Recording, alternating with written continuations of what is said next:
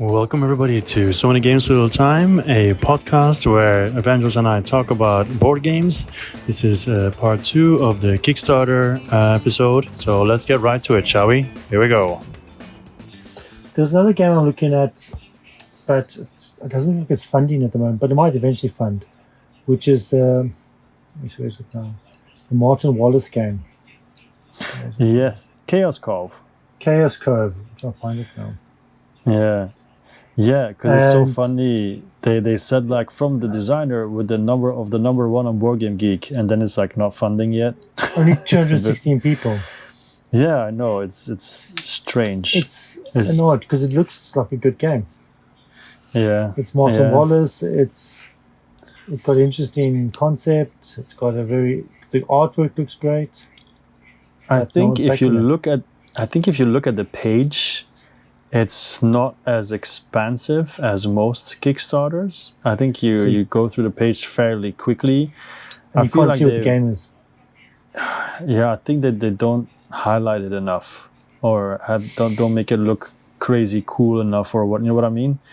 Okay, yeah. Some of them go too far and have like multiple pages of stuff. That's too much. But this one seems very, I wouldn't say bare bones, but yeah. Which is true also that if you look at it, the components haven't been made yet. It's just some artwork for components. Yes, exactly. So they don't even have prototype components shown yet. It feels a bit rushed. It feels like it hasn't been made yet. So, but then they got people demoing the game, so they do have a prototype. Mm-hmm. Yeah. It's strange. The problem is, I can only speak for myself, but I only watch playthrough videos and so on when the Kickstarter page has already convinced me for 70-80%. Yes. Like, I'm not going to watch a playthrough video if I look at the game and go like, I'm not sure, you know. Yes. So, yeah, but that's just me. Other people might say, I watched the play, or they might immediately go to Tabletopia or whatever to try it out there. Yeah, but I never do that either, so I don't know. I don't know. I find it strange that it's struggling. I agree. But then we don't know what kind of PR campaign they did either, because many of these games had a very long PR campaign. So I don't know how much effort they put into it, and maybe they just thought, it's Martin Wallace, it'll fund automatically. But many people don't know the designers, you know. It might be surprising. The art looks like something from. The art looks like. And the art looks like something like a Nintendo game. Looks almost like a Nintendo game. I don't know. Yeah, I agree. Totally agree. Yeah. Anything else? Yes, I got a couple. Roll Forge. Did you see that? What's it called? Roll Forge. It's like roll a die and then forge, one word. Basically, it is a kit that allows you to create your own dice. So it has like everything. It has like resin, it has like all these special sparkles and everything to create your own set of dice. And it looks absolutely awesome. But it is from Australia, I think, or whatever. But the shipping to our country would be super expensive. So it's not an option for me. But like the Master Collection with all the stuff in it is already like 2,800 Hong Kong dollars. It's really expensive. Even the Essentials is 144. But if it was like made in China or whatever, I probably would have gone for it, because it just looks cool to be able to create your own set of dice. Because I watched the video and everything, it looks really quite simple to do, but of course you need all the components, right? So if I were to do it here by myself at home, I'd have to go all over the place to try to collect it, get a mold and all that kind of stuff. But here it's like nicely in one big set, and yeah, it just looks awesome. But because of the money, I'm definitely not gonna back it. But it looks awesome. So how much is the postage? $65 for the Master Collection. And $40 for the crafting essentials. So it's basically a fourth of the price, which is kind of a lot, I feel. But then given to the US is $50 US. It's $50 just to go to the US as well. So it's not like we're paying much more than. True, but it's probably heavy. Australia's paying $52. Yeah. I think it's just heavy in general. So I think the postage just expensive in general. But yeah. Yeah. Wow. It does look cool though. Yeah, I also wrote down Evil Dead 2. So is that? I didn't know there was a Kickstarter. Yeah, it just launched, I think, because you know the Evil Dead movies, right? Yeah, Say hello to my little friend and everything. Oh no, that's not Yeah. that's Scarface. That's Scarface, This is my boomstick. That's it. Yeah. Anyway, so they basically had Evil Dead 2. They made it in 2016, and then since then they didn't do a reprint. And they said they've been asked at conventions, when are you going to make a reprint? La la la la. So now they're doing a reprint. At the moment, they only have 588 backers. And I think what sets it apart from other zombie-like games or whatever is when you are playing, you're basically going around. You're supposed to flip tiles and find pages of the Necromonicon, and then open a portal and then get out. But you can also flip over a tile that basically, like Battlestar Galactica, turns you not into a Cylon but in a Deadite. So suddenly, instead of trying to escape through the portal, you're trying to close the portal so they can't escape. But then people don't know because only you saw the tile. Okay. So it's like a little bit of Battlestar Galactica, people accusing each other, la la, what are you doing, da da da. But then in an Evil Dead thing, and the cool part is, if you remember the universe, you've got like the big head that's like a boss and whatever, and like the squirrels and everything, they're all in the game, and they might come out. There's one thing though that they said in the comments that I read, is that the game is actually way too easy. So sometimes those bosses don't even come out and the game ends already. So it's kind of like, apparently a game can end quite abrupt if everybody flips the correct tiles too early. Like, oh okay, we finished. So that's the thing with random tiles, right? If you need to find X amount, then it might end quickly. But yeah, I thought it was interesting because it's already, the game is already finished. It's just a second edition, a reprint, whatever, with extra stuff, made nicer, streamlined with current technology and everything. And the miniatures are fun as well. Okay. Yes, exactly. Even if you're just a fan of Evil Dead. Well, the one thing they said though, the art of the main characters, it's not similar enough to the actual characters. So there was also a disadvantage. Ash looks okay. Yeah. But I think the art, the miniatures aren't top notch. They're not Simon level, but they still seem fun. Like you said, like the big head looks cool. The rotten apple head looks pretty funny. Yes. That's awesome. Okay. I think the last one I got is Critter Kitchen. Yes, I was waiting for that. It has almost 9,000 backers. Yes, and how much US? And almost $687,000 dollars. I don't know. I think it looks interesting. Yeah, why you're not interested? What you didn't? I was looking at it today because I knew it was like the same people as Flamecraft, right? So I automatically thought, oh, it's going to be cute by the game. But then I saw it is cute, but it does look quite interesting as well, especially because I had been designing a restaurant game. And then stopped, I remember obviously. That. So yeah, it does interest me a lot. I have to say, I do think it's hilarious that the All-In has like oven mitts and everything, and a towel, kitchen towels. So they're really milking the cuteness and everything. But well, the first one had plushies and stuff. So does this one even have plushies? I haven't looked. No, I didn't see any. But the gameplay does look interesting, where you collect the ingredients. Yes, yes. That's why it's on my radar now. And I think if you don't go for all the towels and the oven mitts and so on, I don't think the price is too expensive either. The deluxe is 80 US, and the standard is 40.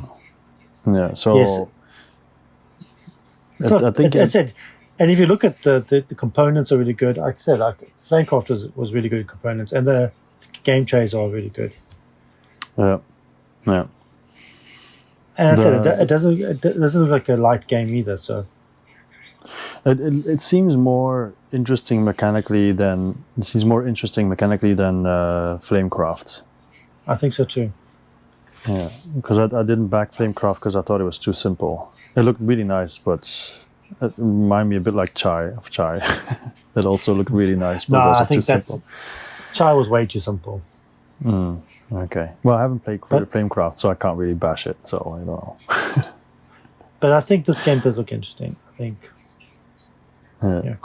basically completing contracts and resource gathering and completing contracts and different end run goals. Yeah. There's one more and I want to ask you about. Did you look at Yes. the old King's Crown? Yes. I forgot about that one. Because That one, I don't know what it looks really beautiful, like really beautiful, amazing Yes. art, like crazy amazing art. Production is awesome. But then, I mean, apparently they say it plays great at 2 as well, and you're playing cards for locations and Yes. like face down next to locations, and you all reveal and see what happens. Basically, it's trick taking as well, right? I don't know. Yes, that's basically what it is. There's- And also auction. Yes, auction as well, and Bidding. also Bidding. there's also a solo mode and everything. But I don't know. There's something that's stopping me from backing it because the fact that it looks so pretty, I feel I feel like it's like a really, really, really beautifully made, not simple game, but normally if you take away all the arts, So good. I think yeah. it might just be an okay game. You know what I mean? So I'm not sure. And there's another one that I'm just gonna wait and see. If it ends up being really, really good, it'll get a second edition or whatever. You'll be able to pick it up. And it's art. Like even if you don't do the Kickstarter, if it's in retail, the art is not gonna change. You know, it's not gonna be Yes. an uglier version in retail. So is there no Kickstarter only stuff? Maybe there is for the components, but I think what's most appealing is the art, right, on the cards and everything, and there's maybe foil stuff or whatever. But foil stuff really doesn't ever do anything for Or the me. metal coins. Kickstarter. I don't think anything. I think everything is available. Yeah, I'm just trying to everything convince is- myself not to back it. Oh yeah, what was this? Kickstarter exclusive is a. Okay, there's some extra. There's extra components. Yeah, but I Traveling mean, town module. Okay, some extra modules. These are all Kickstarter exclusive stuff. yeah, gameplay wise, I don't know. It when we're watching the videos and everything, I can't really say it convinced me. That's the problem. So I'm not saying it's a bad game. I'm saying it's not a game that I See, might. what put me off is enough. bidding. I don't like So- bidding games. Yeah. But then again, we are also collectors, so I'm not very no. good But at I it, don't know. But the No, art is stunning. I was just curious if you backed it or not. That's all. No, I haven't. Because I was trying, you try to find reasons not to back stuff sometimes. Yeah. And mine was yeah. the mechanics. I couldn't quite work out the mechanics in my mind. Outmaneuver Gee. your rivals and rounds that include bidding, bluffing, hand management, and emerging Yeah. gameplay. Okay, I don't know what emergent means. It could be anything. All I had on me was bidding and bluffing. I don't like those two mechanics. I'm not very good at them. Okay. But All I right, am tempted. I am tempted. So you can back it and I Yes. can play it. Sure. So you Okay. back it, I'll play it, and I'll change my mind then. Yeah, I'll sell it to you then. At the Hong Kong price of 10% of the price probably or something. Now we have the Kickstarters on the horizon is what you're looking forward to. I only have one, so I'm gonna I let have you start. two. Okay. Well, I think maybe we both talking about it. Deceased. Yeah, Deceased, yeah. So what do you think? What do you think about Deceased then? I think it's just more of the same. I mean, I know they're trying to do like, oh, it's it's not the same virus. It's like the anti-life, la la la, blah blah blah. But it's just la la la, blah blah blah. It's Because the I same, looked at yeah. the card. I looked at the cards at the expo. It's just the exact same thing, the same power and everything. All the powers feel very like I could take those cards home, put them in Marvel Zombies. It's gonna be the exact same effect. So yeah. But is that? to But see, me- now you get to ask the question: now is that the actual weakness or the strength that they are interchangeable? That you could now have the crossover. Well, that's the thing, because you told me, because I was apprehensive, and you said, yeah, but you can do like Marvel versus DC. And I said, Yes. yeah. And then I imagined having 8 boxes and then having to take 6 miniatures out of those 8 boxes just to do one game. And I'm like, I don't know. I guess you could create a different storage solution at that point. But I think the idea behind it is cool. And Yes. I mean, just to have it, because in the end, I played DC Injustice and Injustice 2 on the PlayStation and computer, so I know Yes. a lot of the heroes as well. So that would be cool to use them, right? And so I see the appeal 100%. But then I wonder what kind of new stuff they would introduce, and because there's a lot of people who like Marvel and DC, just to think like, oh, you know, we're going to cater to the DC fanboys now. I don't know. I saw there was only 14,000 people following the Kickstarter page, while Marvel Zombies had 30,000 backers. So maybe they reached 30,000 as well. Maybe people just don't know yet, or they don't know how to follow that page. That's perfectly possible. I don't know. It's launching on the 14th in 2 days, so we'll know a lot more by then. And I'm sure they're going to have a lot of extras and so on. Would I like that's the only reason. Yeah. The price point is gonna have a huge influence, I think. But can you just do would you be able to get just buy the base game and just get the extra Kickstarter extras, or would you need to get the inevitable extra boxes? Well, I think the positive part in here for me is I don't know DC nearly as well as Marvel, so maybe I would just be happy with the base box and the promo box and maybe the second big box, because those tend to be all the main heroes. Because if I look at Marvel Zombies, although of course they are very good at splicing them up, right, splitting them up, like one box is like the Sinister 6 or 7, or what is it? 7. Yeah. Six. Yeah, and then also another one is the Sentinels. Fantastic Four and Fantastic Four and all that. And they're all like nicely separated. So it's like, you know, if they do the same thing with DC, it might be like, oh, but I want those two, and they separated this one here, you know. So, but those all come to retail anyway. True. So, what they'll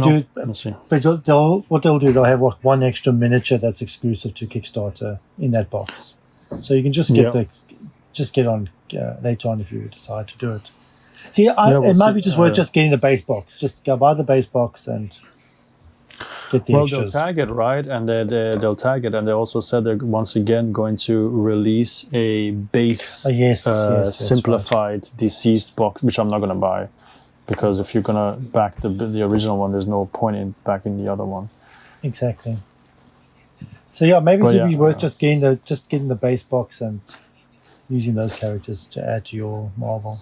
It's gonna be worth just for the channel. That's true. Just like it's an investment. It's an investment for the channel. Yeah, I don't think the videos earn enough money to. But okay. So advertising. I spent $500 and my videos give me $5. So you know, you can see why I did it. Well, you saw the guy who did the guy comment on your video when you went around the expo. He was saying you should just done more deceased videos. No, I have that video. I have it, but because of my laptop dying, I still haven't edited it. Oh, okay.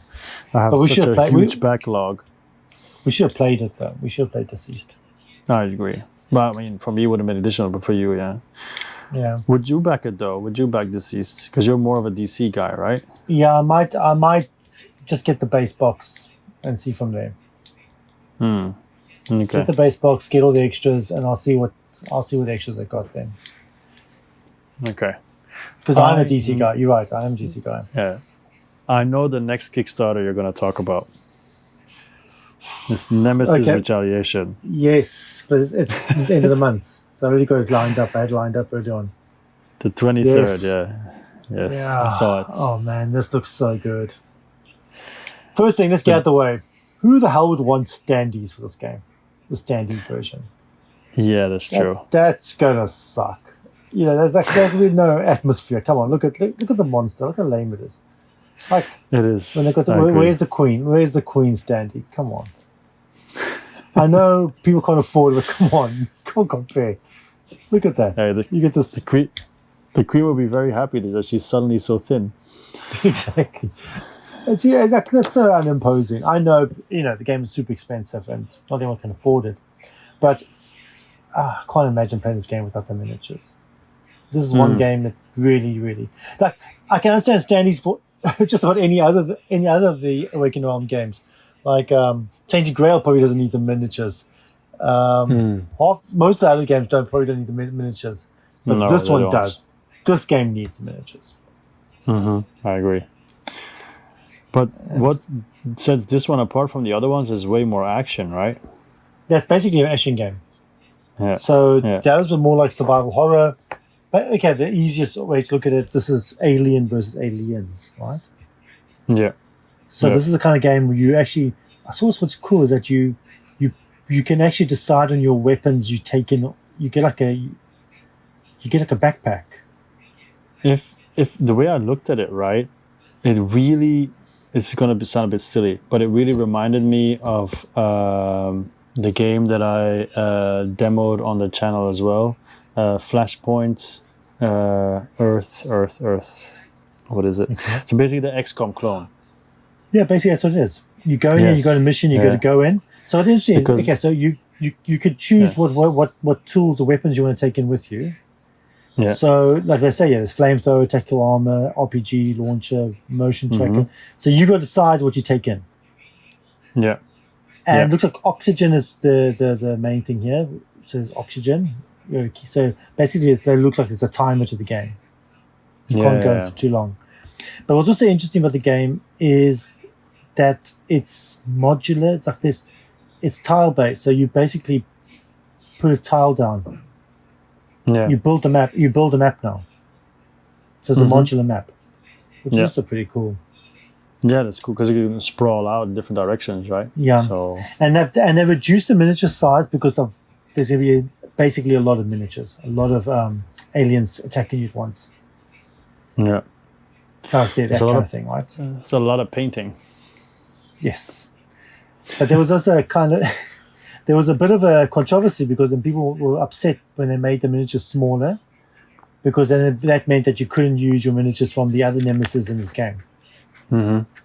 So they compromised. So they compromised and they made it the humans in almost the same size.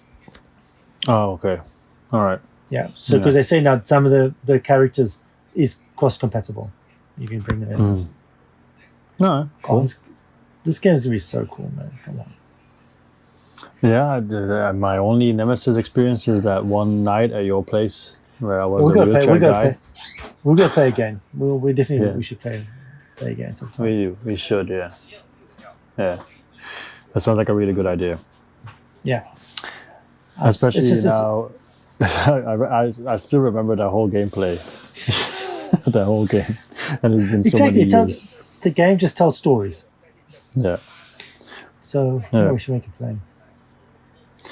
Yeah, that's basically like I think I'm out of touch now with Kickstarter a bit about what's upcoming, but I'm never good at what's upcoming, to be honest. There's one more coming up that I'm interested in. Which one? And it's on Kickstarter. It's actually a backer kit. I know. It's an expansion for the game Ahoy. I don't know if you heard of it. This game Ahoy is the same team that made Root. So I have the base game of this. So basically, this is a stripped down. Do you know Root? Yeah, I know Root. Yeah, I don't know Ahoy. Yeah. So Ahoy is a 4-player game. It's like a stripped down version. It's asymmetric, but two of the roles, so 2 of the 4 roles and the other 2 are kind of the same. So 2 players are basically doing a pick up and deliver type game. So it's a pirate game. So 2 players are doing pick up and deliver on the map of the island. I'll show you pictures of it here. And then you basically get these dual use cards. So you get cards that have multi-use. So they can even be the product, the thing you're trying to deliver, or it could be a character you use or power, whatever. So 2 players are competing they can win by getting points from pick up and deliver. But the thing is, Yeah. every time you deliver to a certain island, that island becomes more valuable. Because what happens is the other two players are playing a area control game. Yeah.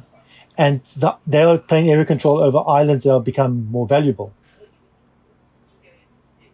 So, so basically, you all have your own, and you can also fight each other. Everyone can fight each other and attack each other and their boats. Mm-hmm. But maybe I should just show it on this thing. So basically, two players are playing like an area control game, and two players are doing pick up and deliver. And you have certain, and each one has different powers. Mm-hmm. So this kind of thing, cool. So yeah, it's quite fun. So it's basically asymmetric, but a lot stripped down, a lot simpler than something like Root. And it's actually a really good, fun game. And I think it actually gets better the more you play, as usual. So if you see these are the cards you can deliver. You said the cards can either be characters, it can either be your pick up and deliver stuff. So yeah, but now the Kickstarter's coming, the backer kit's coming out now, and it's just new. It's going to give new characters, so new factions. So orcas, turtles, and pirates. That sounds interesting. Yeah, I think you would like it. We should play sometime. Because of it's Litter Games, right? And another one of their games is about to come out. About to get delivered soon. Arcs, right? Yeah. Yes. Did you back that? Yes, I did. Same here. Yes. It's funny because it got 162 ratings and only gets a 7.2. I guess some people really don't like it for some reason. Has it come out? What? So we don't know yet. But then the top comment here is I played 13 times and short arcs plus 3 full campaigns and 2 ongoing ones, all on table and on TTS. It's one of the best games I've played so far. It outshines Root for me. The mechanics are genius. The game is beautiful. I try to find something I don't like, but it's really hard. So cool. That's positive.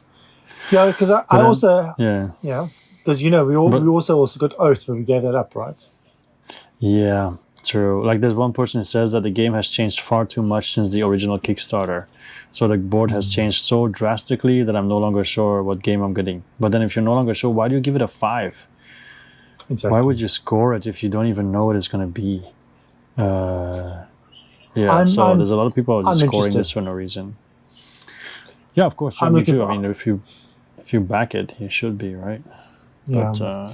But I'm looking forward to backing Ahoy because it's just an expansion. So, so that's the only other one.